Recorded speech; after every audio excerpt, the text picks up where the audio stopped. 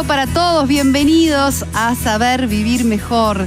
Hoy tenemos un programa muy especial, le mandamos un saludo a la doctora que está viajando por motivo de un congreso y les cuento que aquí en el programa vamos a tener, por un lado, una historia de vida personal, conmovedora, de superación, de sanación tras un pasado de abusos que vale la pena escuchar. Y por otro también nos va a visitar un reconocido periodista de esta casa que nos va a contar especialmente cómo ha sido su viaje a Israel en este último tiempo. Si les parece, estos son los avances del programa de hoy.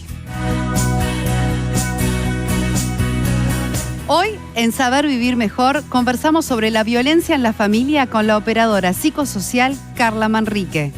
Vemos cómo son los procesos emocionales durante los tratamientos para bajar de peso. Y nos visita el periodista Alfredo Dante para hablar de su carrera y su reciente visita a Israel.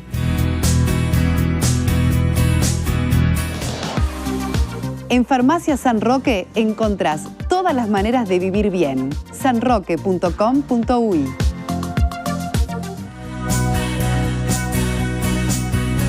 Y ya recibimos a nuestra invitada, Carla Manrique. Ella acaba de publicar hace muy poquitos días este libro que es una referencia a su vida personal. Se llama Aprendiendo a Amarse y tiene que ver con una historia de vida, como les decíamos al comienzo, de superación, de resiliencia, de sanación. Y yo creo que ese es el mensaje principal que quiere transmitir Carla a través de contar su historia y de escribir este libro. Carla, muy bienvenida. Es un placer recibirte. Muchas gracias. El placer es mío estar acá en tu programa y con la audiencia. Bueno, decíamos que es una historia de tu familia, del linaje de muchas mujeres de tu familia, pero signado por el dolor, el maltrato, el abuso. Y has querido compartirlo a través de estas palabras, de este texto, con un objetivo, ¿verdad? Contanos un poquito qué te llevó a escribir este libro y de qué se trata. Bueno, este libro surge por la insistencia de mi hija menor que me decía: mamá, tenés que escribir tu historia, tenés que contar tu historia, pero contar mi historia significaba ir al pasado, ir a situaciones muy dolorosas, transitar, como bien dijiste, por el dolor. Entonces hay que estar preparado emocionalmente para hacerlo. Y bueno, llegó el momento, que sí lo estuve, que lo pude hacer. Y el objetivo que tiene es darle voz a mujeres que fueron silenciadas. El objetivo es romper patrones, sacar etiquetas, dar un mensaje esperanzador que no estamos condicionados a la familia que nacimos, que sí podemos salir de esa situación. El libro tiene 5 capítulos, cada capítulo es una mujer y empieza por mi bisabuela, una mujer del departamento de 33, de una ciudad llamada Vergara. Ella se enamora con 15 años del carpintero del pueblo y como la familia es una familia de dinero, se opone a esta relación porque él no está a la altura, ¿no? Ya tenían incluso el matrimonio arreglado, ¿no? En aquella época, como se estilaba.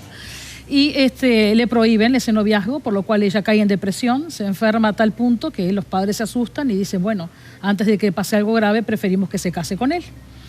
Ella se casa feliz, enamoradísima, él no, él vio un negocio en ese casamiento, empieza a ejercer violencia, hasta que lamentablemente la mata de una paliza. Ella muere con 33 años. Y 7 hijos. Y 7 hijos. Y ella estaba a punto de tener Exacto. a su 8º hijo, su 7º hijo. Sí. Y él con una paliza la mata. Así comienza la historia de este linaje de mujeres, ¿verdad? Así comienza. Sin embargo, tampoco fue una historia feliz la tuya y la de tu madre, ni tampoco de tu abuela, que fue quien te crió, ¿verdad? Exacto. Desde ese hecho, todas las mujeres de la descendencia sufrimos algún tipo de violencia. Ya sea justamente desde la pareja o ya sea, como en mi caso, que la violencia la ejerció otra mujer. En mi caso la ejerció quien me crió, que fue mi abuela. Mi mamá me abandona en el hospital recién nacida, se va.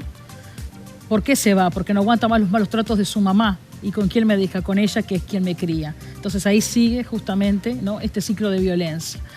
Pero me costó muchísimo tiempo darme cuenta que mi abuela no era una victimaria, era víctima de toda esta situación. Ella no pudo transformar en amor lo que le sucedió. Ella tenía mucha bronca, mucho odio dentro por lo que había pasado con su mamá. Y no pudo sanar, y no pudo dar amor, no supo cómo, ¿no? Carla, tú ahora estás hasta entendiendo, ¿verdad? A tu abuela o tratando de buscar, de explicar por qué ella tuvo ese maltrato para contigo. Y sin embargo, tú decidiste cambiar la historia, cortar con eso que venía siendo un linaje. Incluso convertirte en madre con todos los miedos, me imagino, que habrás tenido que atravesar al momento de convertirte en madre con los miedos de repetir la historia. ¿Y qué fue lo que cambió contigo? ¿Cuál fue ese clic que te hizo dar cuenta de que tú tenías el poder de hacer algo para sanar? Bueno, yo tuve varios puntos de quiebre, creo, ¿no? De que ese clip que tú bien decís. El primero lo tuve con 17 años, yo tuve un intento de autoeliminación y ¿sabés, Soledad, que me salta escribiendo el libro? Yo no lo recordaba.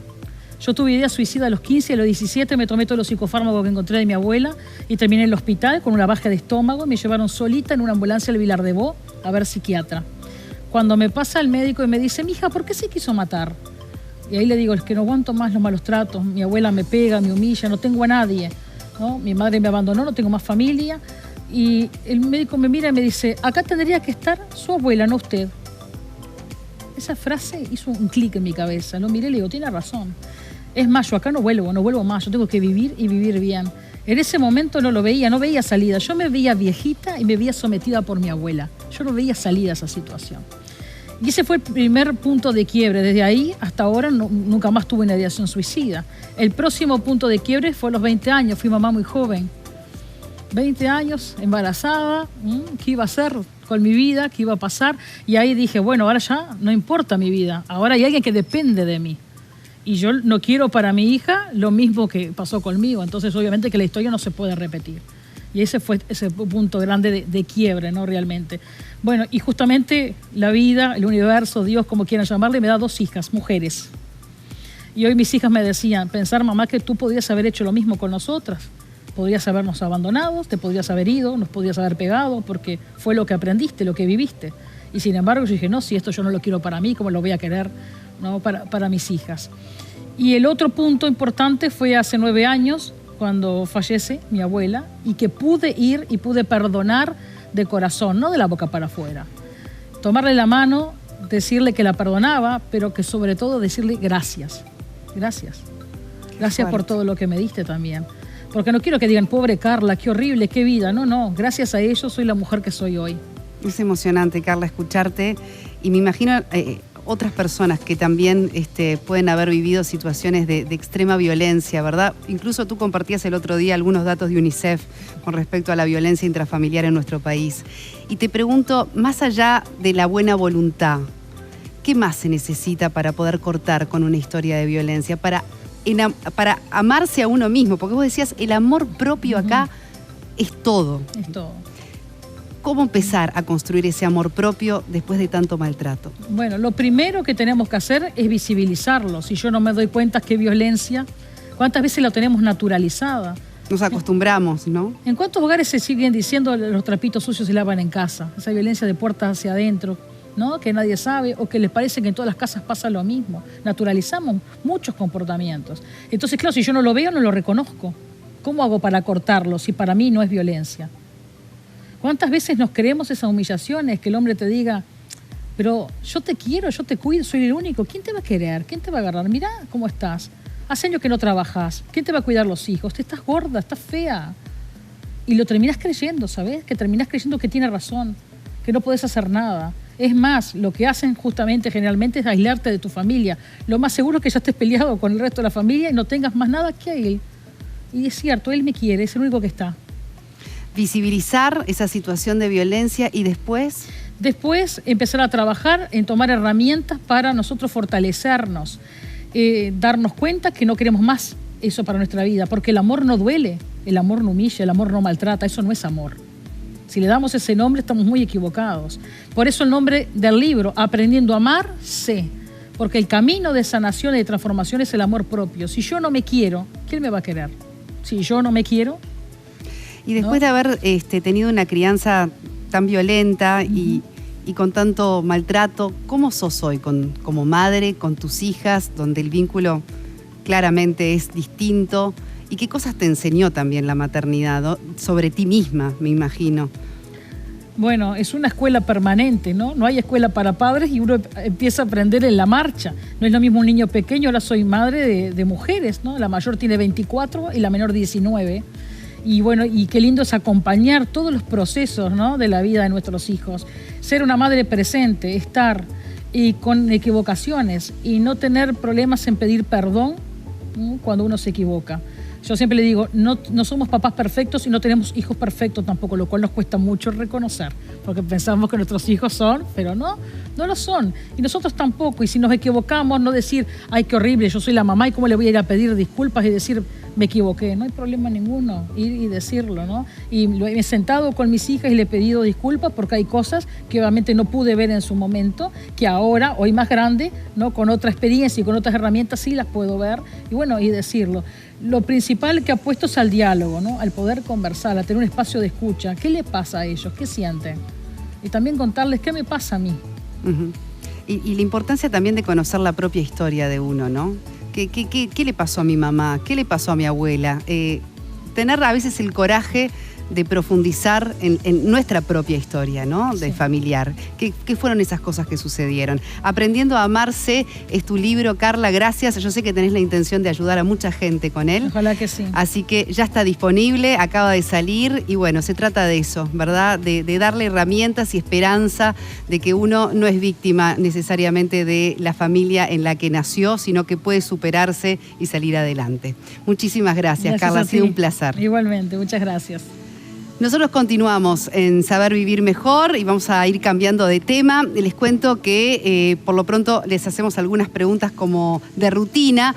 ¿Han notado que perdieron visión? ¿Están esperando quizás para operarse esa catarata que les impide ver con normalidad? ¿O quieren tener un diagnóstico preciso? No esperen más. En Oftalmovisión podés agendar tu consulta en 24 horas. Vas a encontrar un staff de 12 oftalmólogos especialistas con modernos consultorios, el mejor blog quirúrgico y toda la tecnología en estudios paraclínicos. Agenda tu consulta, aún te queda mucho por mirar. En la siguiente nota vamos a hablar sobre cataratas.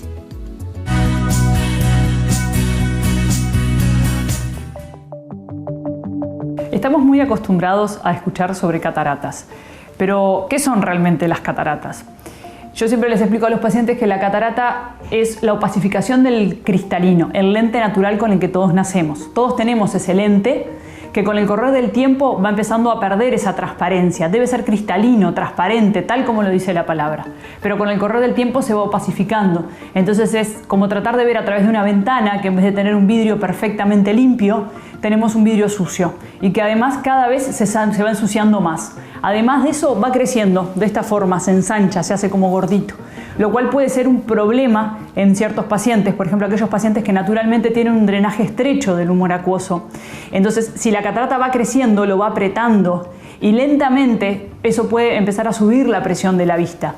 Eso puede ser un problema sobre todo en personas que ya tienen glaucoma, que ya tienen daño sobre el nervio óptico.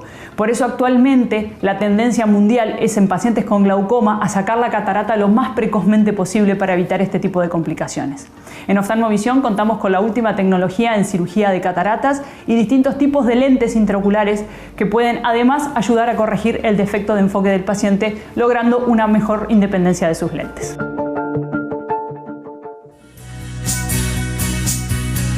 Presenta Pronocal Nestlé Health Science. Perdé peso de forma rápida, segura y avalada por la ciencia. Y ahora vamos a cambiar de tema y les pregunto, ¿cuánto peso tiene lo emocional, valga el juego de palabras, cuando se trata justamente de estar en un plan de alimentación para el descenso de peso? Bueno, ¿cuánto tienen que ver las emociones en ese proceso? Lo vamos a hablar ya mismo con la nutricionista Mercedes Crucci y Silvia Ruiz, que es paciente del método Pronocal. Muy bienvenidas, ¿cómo están? Gracias, bien. ¿Y tú? ¿Qué tal? ¿Cómo estás? Es un placer. Bueno, Mercedes, contanos primero un poquito, si querés, el caso de Silvia, que nos acompaña, cómo se acercó, con qué objetivo y cuál fue un poco el planteo que Pronocal propuso. Bien, Silvia en realidad se acercó con nosotros obviamente para mejorar un poco la salud que ella venía presentando en este último tiempo y bueno, a medida que vamos pasando las etapas y el proceso, creo que nos vamos acercando a ese objetivo que ella tiene, pero creo que lo fundamental es que lo cuente ella un poco de cómo se ha sentido en el proceso, pero sí, ella ha venido con un proceso con diferentes dificultades que se le han presentado, pero la verdad bien, que lo ha sorteado muy bien. Silvia. ¿Cómo estás? Bien, un placer. Gracias. Igualmente, perdón. El tratamiento Pronocal yo lo tomo como un tratamiento y un cambio de vida, porque fue lo que necesitaba darme cuenta. Creo, muchas veces me preguntan, lo lindo de esto es que formamos un grupo a través de las redes y somos más de 20 mujeres que nos apoyamos, nos alentamos y bueno, compartimos tips, recetas, pero lo que yo siempre les digo cuando dicen que es difícil es como incorporar eso y darse uno cuenta de lo que uno necesita, dónde está parado y a dónde quiere llegar. Yo tomo Pronocal como un tratamiento. Cuando me dicen ¿por qué tratamiento? Porque no es una dieta, es un tratamiento médico porque te acompaña tanto Mercedes como Andrés Tacende, que es mi doctor, y todo el equipo de Pronocal con la mejor disposición, pero es un cambio de vida y un estilo, ¿no? Es como identificar esas cosas que a uno le hacían mal, como tú dijiste al principio, la carga emocional, que cada uno de nosotros en nuestra vida lo focaliza de otra forma, y bueno, y pararme y darme cuenta y decir, bueno, hasta acá llegué y quiero algo nuevo para mí. Trabajo muchísimo también con lo que es la estética, las flores y bueno, mis profesiones de arquitectura, decoración. Y bueno, y había algo que me hacía ruido y no me sentía cómoda. Consulté con los médicos de la sociedad, me dieron para adelante, me dijeron hacer el tratamiento y bueno, y acá estamos como a mitad de camino. Ya fueron 22 kilos wow, 22 kilos que dejamos ¿en cuánto atrás? Tiempo? Porque Pronocal también sorprende siempre en los plazos, el ¿no? tiempo te sirve mucho para motivarte porque como que el primer kilaje como que vas no me gusta muy a mí hablar de peso, pero bueno, te motiva, ¿no? Cuando, no sé, todas las mujeres nos gusta vernos lindas, sentirnos bien, pero yo lo identifico más por el lado de la salud, de que bueno, que uno va dejando eso y eso va acumulando, amén de peso, va acumulando otras cosas que puede traer. Y era el momento de decir basta, y bueno, acá estamos, a mitad de camino. Y sentirse mejor también, porque muchas de las cosas que nos transmiten es cuando uno también va en ese descenso de peso, va ganando energía, va ganando motivación, y son cosas que en definitiva son muy importantes. Mercedes, hablando de los procesos emocionales, que también era un tema que queríamos traer un poco a colación, ¿qué pasa con ello, no? Porque hay mucha ansiedad, que en realidad son emociones que obviamente evacuamos por algo que nos dé rápidamente placer, como puede ser un atracón, una comida, en fin. ¿Qué pasa con ese tipo de situaciones? En realidad lo que es Pronocal, como dijo recién Silvia, lo que a uno lo motiva al ver el descenso de peso muy rápido, pero no solamente el peso, sino también uno cómo se siente, la ropa que le queda mejor, uno se ve mejor en el espejo, entonces como que esa ansiedad como que va viendo lo que va logrando, entonces como que la va bajando un poco de lado y sigue a los objetivos. Obviamente que hay casos que a uno sí los desmotiva un poco más porque capaz que no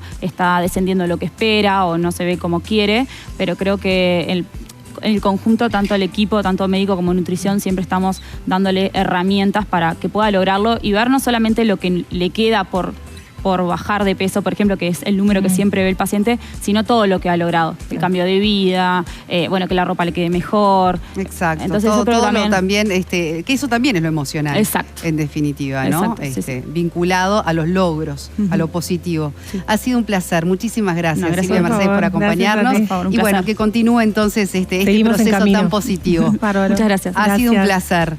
Nosotros aquí en Saber Vivir Mejor también les queremos decir que tenemos que hacerles una recomendación, como siempre, de Audical, porque tiene sentido que quieras volver a disfrutar de la música, de los sonidos de la naturaleza o de las charlas en familia. Por eso tiene sentido que elijas Audical, porque Audical es líder en soluciones auditivas. Agenda tu consulta gratis al 18899. Tiene sentido. En Audical está la mejor solución para tu audición. Por eso somos líderes en soluciones auditivas. Audical. Tiene sentido que nos elijas. Teléfono 18899. Los valientes de la Fundación Pérez Escremini necesitan tu mano. Envía ahora un SMS con la palabra donar para colaborar con 50 pesos por mes. Podés hacerlo desde tu celular, cualquiera sea la compañía o los números que aparecen en pantalla. Fundación Pérez Escremini, curando el cáncer en niños y adolescentes. Y momento de trasladarnos a la barra de nuestro programa para recibir al doctor Guzmán Lara de Fillers. Buenas ¿Cómo tardes. estás, Guzmán? Bienvenido. Bien, gracias. Bueno, un tema que lógicamente no podemos evadir, ya estando casi que pisándonos los talones fin de año, que tiene que ver con los tratamientos corporales, ¿verdad? Tal cual. ¿Hay solución todavía a esta altura del año? Sí, hay solución todavía. Lo que está bueno, que siempre le digo a la gente, es que bueno, que se venga lo antes posible, porque bueno, ya nos estamos acercando a enero, y bueno, todo lo que es la grasita corporal demora un poquitito en irse del organismo. organismo, entonces bueno, que se venga lo antes posible. Claro, los tratamientos corporales lo que tenemos que saber es que llevan un proceso. Exacto. ¿Verdad? Quizás Sí. en una primera sesión hay que esperar, no sé, 15 días Tal para cual. empezar a notar los resultados. Por eso el tiempo es un factor que hay que considerar. Exacto, porque por ejemplo cuando se viene a tratar cara, tienen resultados que son inmediatos, pero cuando ya es lo que vendría a ser la grasita corporal, está bueno que vengan lo antes posible porque hay un periodo de unos 45, 60 días a veces, en los cuales se sigue eliminando esa grasita, ¿verdad? Bien. Bueno, ¿cuáles son los tratamientos estrella, Guzmán, que tenemos que conocer Bueno. de cara al verano? Bien, para lo que es modelado corporal en realidad hay varios tratamientos. El que más estamos aplicando en este momento se llama HIFU, que es bastante popular, que sirve para dos cosas. Una es el modelado de la grasa corporal en todo el organismo y otra es lo que vendría a ser la tensión de piel. Pero ese es el tratamiento estrella hoy en día. Bien, para cuerpo, ¿verdad? Para cuerpo. Pero o sea, puede por tratarse- ejemplo, el Sí. HIFU, ¿dónde? ¿En zona abdomen? Abdomen, por ejemplo, arrancamos de repente ya por grasita que puede haber en la cara, de repente muchas personas tienen la papada, después ya lo que vendría a ser el abdomen, lo que son los flancos, y después ya lo que vendrían a ser los miembros inferiores, ¿verdad? El pantalón de montar en las mujeres, la entrepierna, y mejora mucho lo que es la celulitis también. Bien. Los tratamientos en general corporales suelen atacar dos cosas, flacidez y grasa localizada. Tal cual, así como decís, este aparato sirve para ambas. Después, en realidad se pueden combinar con otros tratamientos que, bueno, depende del paciente y el biotipo del paciente, es bueno, con qué lo vamos a combinar, ¿verdad? O sea, lo importante siempre es el diagnóstico médico. Siempre, siempre, siempre. O sea, acudir a una consulta, a una primera consulta donde Tal cual. es una evaluación. Sí, generalmente el paciente ya sabe en realidad cuando quiere modelar el cuerpo porque Lógico. se ve, ¿no? Un poquito gordito, un poquito flácido, normal, y bueno, siempre hay soluciones. Entonces el paciente más o menos tiene información y si no, bueno, se comunican con nosotros, le damos la información y va a la consulta. ¿Y se puede abordar más de un sector del cuerpo en simultáneo? Sí, se puede abordar más de un sector del cuerpo en simultáneo, incluso, bueno, hay pacientes que se van a hacer un full body de HIFU, por ejemplo, que la idea es modelar toda la silueta y se hace en un mismo día, en una misma sesión. Después hay veces que a los 45 días más o menos puede haber una sesión de retoque, pero bueno, ya van a tener un muy buen resultado en un solo día. O sea, algunos tratamientos con una simple sesión, por más que Exacto. demoren el resultado, Sí. ya es efectivo. Ya son efectivos. ¿Y qué tan incómodos, dolorosos resultan los tratamientos corporales? Bueno, en realidad depende de qué tratamiento. Generalmente son tratamientos que son muy poco incómodos para el paciente. En el caso de HIFU, que es esta tecnología, trabaja con calor focalizado y bueno, lo que puede sentir es un poquito de calor que cuando el paciente dice, bueno, ahí está bien, se le retira el cabezal y se le vuelve a colocar el cabezal. Pero son tratamientos que son muy tolerables. Bien, y sobre todo que después le permiten al paciente vida normal, es Sí, decir, totalmente. sin tener que detener su rutina y menos en estas fechas que uno está tan atareado. Exacto. Vida normal después de una sesión de tratamiento Es corporal. así, muchas personas, en realidad los dos tipos de tratamientos que existen son el tratamiento quirúrgico y el no quirúrgico. El tratamiento quirúrgico necesita que haya un reposo, un periodo posoperatorio, y el tratamiento no quirúrgico justamente el paciente puede seguir con su vida como si nada. Tú te lo puedes hacer y venir a conducir al otro día, no pasa nada. Bien. El mismo día, mejor dicho. Claro, Sí. no, y lo importante es eso que decís también, no llegar a lo quirúrgico, Claro. sino que hoy por lo pronto tenemos muchas soluciones previas Sí. que ayudan a mejorar el aspecto de forma notoria. Sí, ¿no? hay muchos tratamientos. Excelente. Ahora te hablé de uno, pero hay varios. En este caso, HIFU, que nos quedó claro que sirve Sí. para todo el cuerpo, Para todo el inclusive cuerpo. la cara. Exactamente. Guzmán, ha sido un placer. Muchísimas gracias. Igualmente.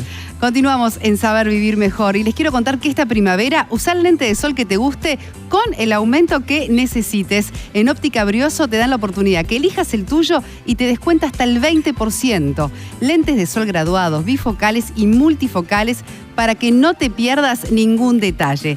Podés pasar por la calle San José 1260 o comunicarte con ellos directamente a través del WhatsApp al 098-118-896. Muchísimas gracias, Óptica Brioso. Y ahora les vamos a hablar de Aroa Estética y Bienestar. Es un centro que ofrece una amplia variedad de servicios estéticos, electrofitness, depilación definitiva, Accent Prime, que utiliza ultrasonido y radiofrecuencia para reducir la celulitis, adiposidad, tensa la piel, CM Slim, que sirve para la pérdida de grasa y tonificación muscular, y Cooltech, que elimina grasa localizada. Y por último, para aquellos que buscan tratamiento médico, también ofrece todo tipo de opciones que te ayudarán a mejorar el aspecto de la piel y a rejuvenecer tu rostro. Te puedes comunicar a través del WhatsApp o a través del perfil de Instagram. Instagram. Muchísimas gracias. Nosotros a continuación vamos a hacer una breve pausa y cuando regresemos recibimos al periodista de la casa que viene además inmediatamente después de nosotras con Subrayado. Alfredo Dante nos va a estar acompañando. Vamos a hablar de su experiencia, de su amplia trayectoria periodística, pero especialmente de su viaje a Israel. No se lo pierdan, ya volvemos.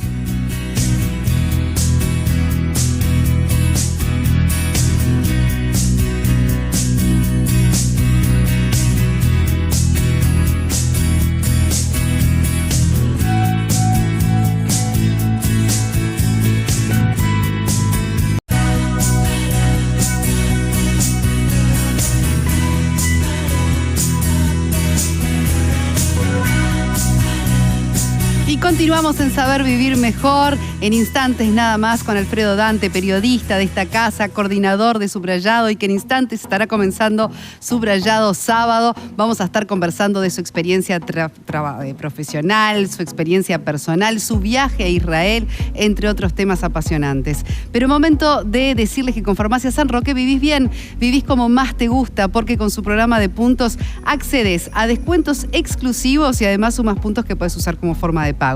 Acordate que cada punto vale $1. Adherite ahora en tarjetasanroque.com.uy y comenzá a disfrutar de los beneficios. Farmacia San Roque, viví bien. En Farmacia San Roque encontrás todas las maneras de vivir bien. sanroque.com.uy. Y como ya les habíamos contado el programa pasado, Heladería Los Trovadores realizó junto a otros negocios la feria gastronómica italiana llamada Cérate a la Italiana, donde el público y también invitados pudieron disfrutar de buena cocina italiana aquí en nuestro país. Fueron 2 días con las raíces italianas de helado, cannoli, bebidas, pasta y libros. Tenés que seguirlos en redes y enterarte de todo lo que sucede, además de los nuevos sabores, los postres, las promociones de la heladería más antigua de Positos, Los Trovadores. Muchísimas gracias. Y ahora sí, momento de trasladarme al living para conversar con este periodista de amplia trayectoria, más de 30 años ya de carrera o más. Alfredo Dante, muy bienvenido. ¿Cómo le va? Bien. Muchas gracias por la invitación. ¿Cuántos años ya de trayectoria viene cumpliendo? Y bueno, sí, arranqué en el 93, en verdad. Así que sí, hace ya un lote, ¿no? Y sí, mucho tiempo. Bueno, me encanta porque se ve que no le resulta tan familiar esto de ser entrevistado, ¿no? ¿De qué me van a preguntar? Decía. Para el periodista ser preguntado es tremendo. Sí, la verdad que sí. Uno está como muy acostumbrado a hacer entrevistas, pero no que lo entrevisten. Exacto, bueno, pero está bueno a veces experimentar lo que se siente del otro lado del mostrador. Antes que nada, de todos modos, me gustaría preguntarte sobre temas de tu trabajo, Alfredo, porque justo hiciste 2 viajes bastante cercanos en el tiempo a Israel. Uno previo al conflicto, a un curso de periodismo al que fuiste invitado, y luego justamente como corresponsal, se podría decir, para Subrayado, de todo lo que sucedió con el comienzo de este conflicto. Es verdad. Contanos cómo has vivido esas experiencias y sobre todo ese contraste de haber ido previamente y después en el medio del conflicto. Bueno, mira, yo no conocía, yo fui entre enero y febrero, estuve ahí casi que un mes en el curso. Y ahí recorrimos prácticamente todo Israel, fuimos al norte, al sur. Pero claro, con otra dinámica y con otras circunstancias, ¿no? Más allá que en ese periodo hubo algunos atentados que incluso modificaron la escena de los diferentes cursos que teníamos y actividades que teníamos. Pero nunca la sensación de tanto peligro como sí lo vivimos ahora en esta última oportunidad, ¿no? Y sí me permitió ver la diferencia en la dinámica de vida, por ejemplo, en la capital, en Tel Aviv o en Jerusalén, muchísimo menos gente en esta última oportunidad cuando fuimos, porque todavía la gente estaba, yo no sé ahora exactamente cómo estará, pero cuando estuvimos con el equipo de Subrayado, con Guillermo Padillas, notábamos que había mucho menos frecuencia de personas en la calle, mucho menos tráfico, la gente todavía estaba con miedo, no había escuelas, no había clases porque se manejaba todo a través de distancia, la gente trabajando a través de videoconferencias, en fin. Vi una ciudad mucho más aplacada, digamos, porque todavía había una sensación de miedo y con mucho más sirenas de lo habitual. Yo cuando estuve en febrero, por ejemplo, no experimenté la sensación de las sirenas y tener que ir al refugio. Y ahora cuando fuimos a esta última oportunidad, o sea, al principio nos asustamos, las primeras generaron un poco de miedo, de temor, hasta no sabíamos cómo era el sonido, cuánto lo íbamos a escuchar. Claro, que es un protocolo establecido incluso ya hasta por ley, ¿verdad? Sí. En Israel, donde suena una sirena. Exacto, pero eso es lo que te decía, no sabíamos ¿Cuánto tiempo tenían? Cuánto tiempo tenían, más o menos lo sabíamos. No sabíamos, por ejemplo, cuánto lo íbamos a escuchar, qué tan lejos, qué tan cerca, claro. El sonido de la sirena. Sabíamos que nosotros estando en Tel Aviv teníamos 1 minuto y medio para buscar un refugio.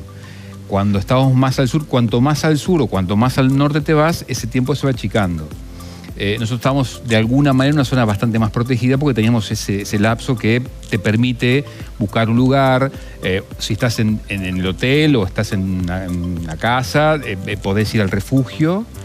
Si no estás, tenés la posibilidad de meterte en algún edificio, en algún comercio. Alfredo, hablamos de refugio, pero por suerte nosotros en Uruguay no tenemos ni por qué saber qué significa, ¿verdad? Tener un refugio, tener un cuarto seguro dentro de una vivienda. Es decir, explícanos también cómo es ese protocolo y de hecho ya es casi obligatorio, ¿no? Sí. Que las construcciones tengan todas ese refugio. Sí, desde el año 91 en Israel es obligatorio. Todas las construcciones que se hicieron a partir del 91 tienen que tener un refugio, es una habitación segura que le llaman.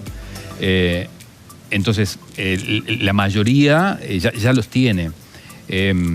Hay edificios muy viejos o casas que no lo tienen y esas personas tienen que ir, por ejemplo, o debajo de una escalera.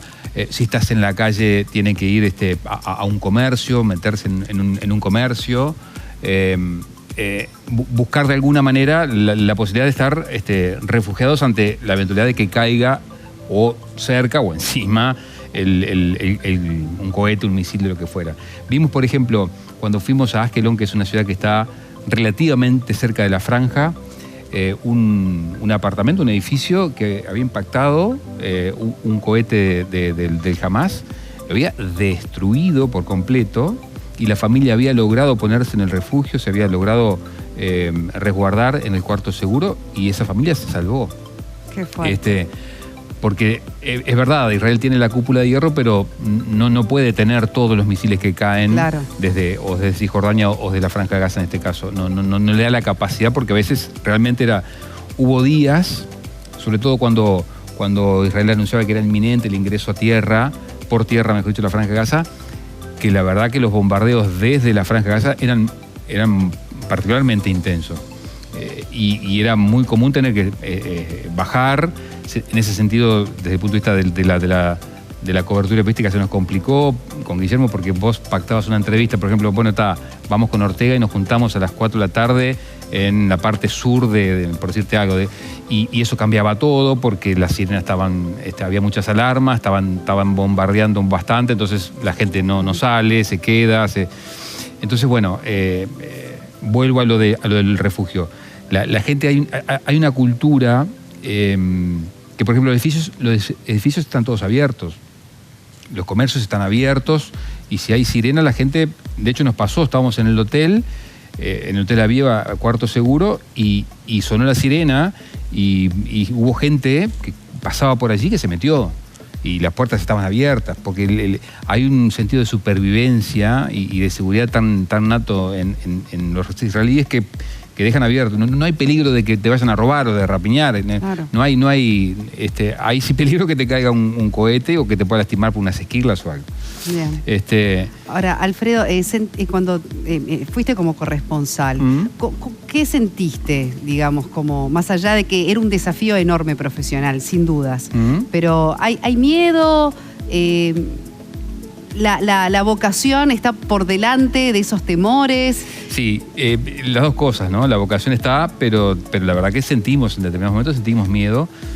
La primera vez que sentimos la sirena, por ejemplo, ahí estábamos con mi compañero, ya era noche tarde, estábamos cenando y claro, no sabíamos muy bien qué hacer y además fue cuando empezamos a sentir los impactos, que no sabíamos si la bomba había caído o se había interceptado y después empezamos a descubrir que los sonidos son diferentes. Ahí fue el primer contacto con el miedo que tuvimos. Y después realmente cuando fuimos al sur, que estuvimos a 500 metros de la Franja de Gaza, cuando los bombardeos eran muy intensos,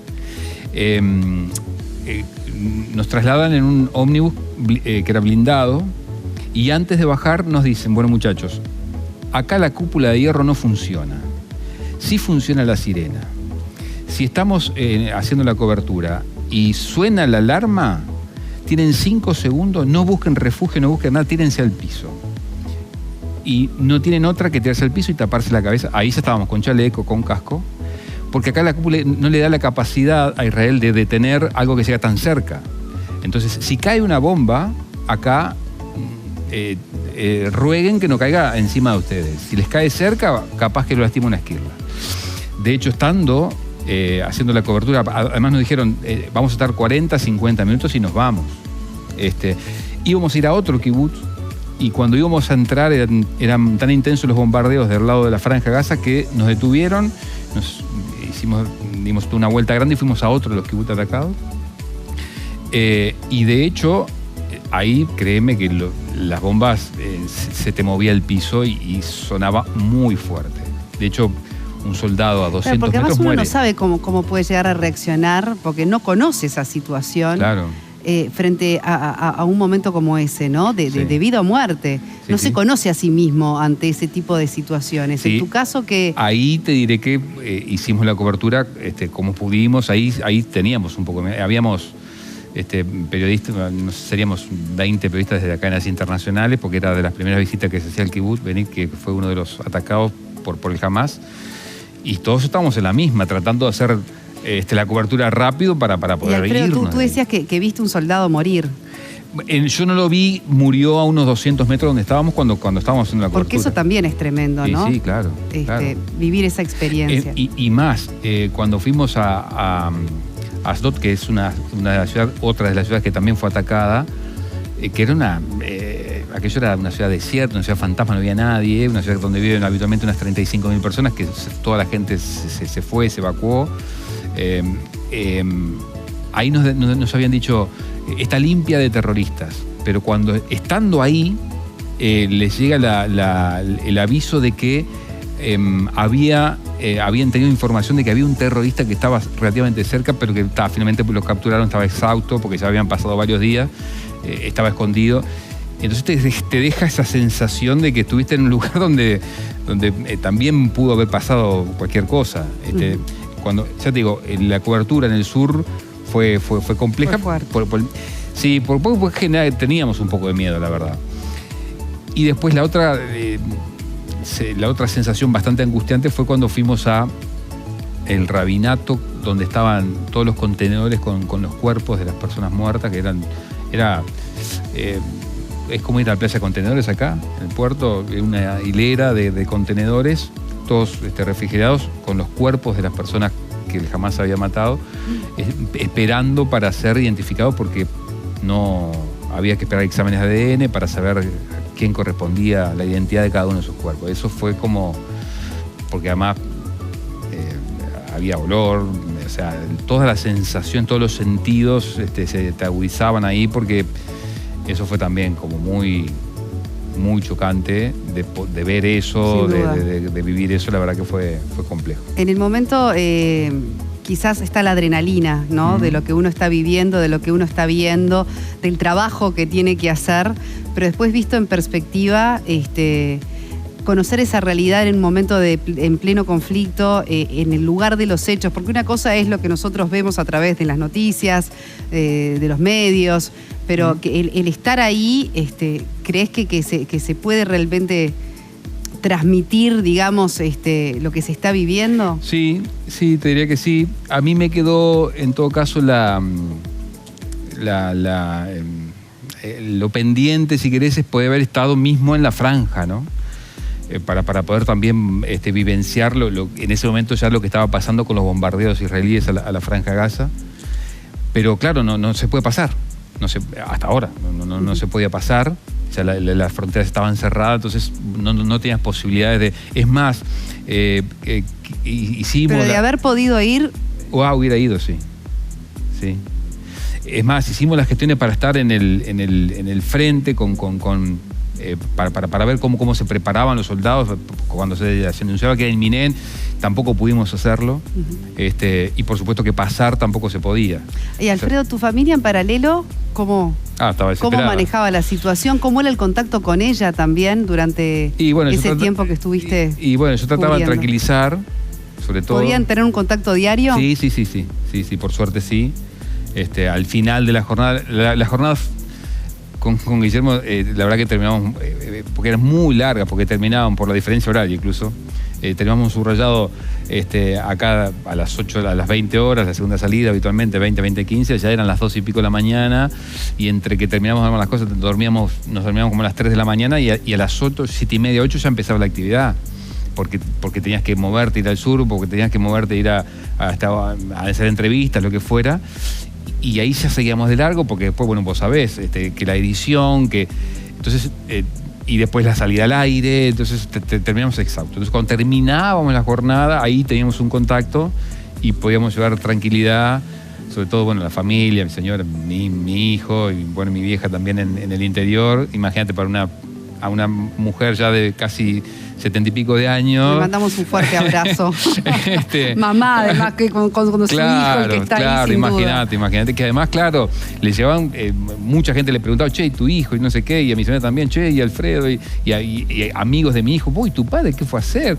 Y toda información, preguntas, y veían imágenes, claro, y muchas veces veían las imágenes de lo que pasaba. Claro, la gente imaginaba que yo estaba mismo en Gaza, entonces se hace una composición del lugar. Claro, pero vos hubieras sido.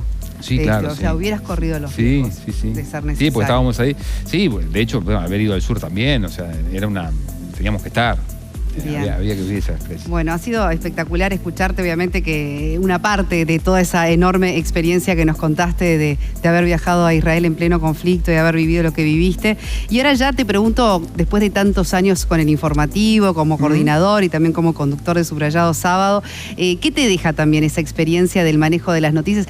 Porque es un trabajo 24 horas, ¿no? Es decir, ¿con qué descansa la mente de tanto bombardeo de noticias y de información y de estar actualizado y de estar siempre pendiente de lo que está pasando? Porque y lo que pasa es mucha adrenalina eso. Sí, pero no terminás nunca de desenchufarte. ¿Qué por lo menos por un ratito te permite tener la mente un poco en blanco y bueno, cuando hago un poco de gimnasio, cuando hago un poco de básquetbol, voy a mirar básquetbol, que me gusta mucho el básquetbol, pero no mucho más, porque uno, el que está en esto siempre está más o menos pendiente, porque yo arranco muy temprano para la coordinación del mediodía, termino a las 3 de la tarde, entre que voy, hago algún mandado, y llego casi ya me pongo a mirar el informativo a ver qué pasó, porque quedas colgado a ver porque todo va, ¿no? Se va,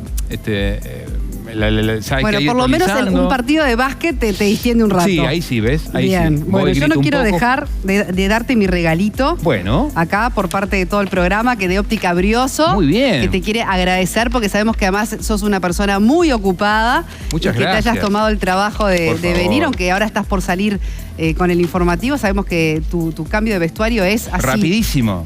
Flash. Che, muchas gracias. Por favor. Muy lindo, muchas gracias. Acá. Bueno, y con José Irazábal tenés una amistad de años también, sí, ¿no? Más allá de que trabajan juntos y demás. Nos peleamos. Las picardías de ustedes. Sí, nos peleamos un poco, la gente nos dice en las calles, che, no se peleen, se pelean en serio. No, mira, con José estudiamos, yo no sé si estudiamos juntos, porque los dos somos técnicos en comunicación. Creo que él tiene un año más. Pero sos abogado, además. Ah, sí, yo también hice la carrera de abogado, ¿sí? Ejercí un tiempo y después me dediqué más a la comunicación. No, pero con Pepe nos recibimos en el 93, creo que él se recibió en el 92 o 93, y enseguida empezamos a trabajar en la 30, en CX36 Radio Centenario desde el 95. Después coincidimos en El Espectador y después ya nos instalamos acá. Ya es un matrimonio de una vida. Sí, más o menos, más o menos. Ha sido un placer. Muchísimas gracias, Alfredo, por habernos acompañado. Y nosotros nos vamos despidiendo. Ya es hora de cerrar porque justamente se viene Alfredo y José en Subrayado Sábado. Ha sido un placer acompañarnos. Hasta el próximo fin de semana a las 18 horas en el 10, el canal uruguayo.